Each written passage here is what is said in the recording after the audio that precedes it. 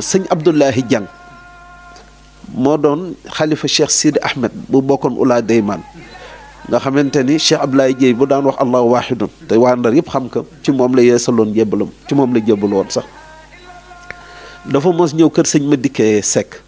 radiyallahu taala anhu yal na sunu borom gën a yokk ngërëmam ak yërmandeem ci moom sëñ Madické Seck moo doon sunu jëwriñ ku baax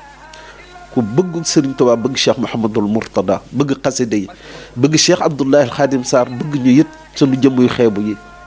daf ñuy nettali bu ñu nekkee tuut tànk tàkkusaan fu mu jotee rek duñ daan di ñëw fekk way juróom bu góor tëdd ci toog ci pliant bi yore kurusam jublu penku di wér ñu ñëw di jàng xasida yi la taxoon ñu ko doon def mooy miskit bu mu leen doon jox ak tàngal waaw ne boobu tam gone lañu daaju ñu dajji ñu xamuñu sax xuruf yi nuñ koy waxe du ñoo yuuxu rek dar seen nopp ne léeg-léeg kenn yox kenn daan ko dund yi nee na ba bis ñu koy def rek sëñ Abdoulahi Diang ñëw góor gi masak bëgg jóg mu ni ko déedéet bul jóg toogal fa nga toogoon di xool tuut tànk yi léeg-léeg mu xool asamaan si léeg-léeg mu xool tuut tànk yi mel na lu yéemu taxawaay bi yàgg sëñ masak yërëm ko daan ne ko ñaan leen daan tuut tànk yi ñaan leen bu ñuy ñaan moom sëñ Abdoulahi boobu tam mag la ndax gis naa ko waaw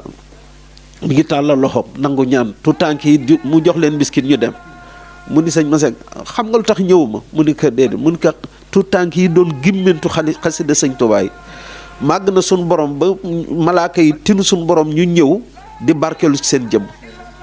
bare nañ fi bare ba duñu mujj di tegloo ndax xajatuñ ci kër gi soo gisee ma doon geesu dama doon xool di xool asamaan dama doon xool fu ñu yem waaye sama bët dafa dem ba sar ba fu mu yem malaaka yi continué ci seen teglante boobu di barkeelu ci ma xam ni su ma doon dox ci kaw malaaka laay dox kon lu mel noonu jar naa fonk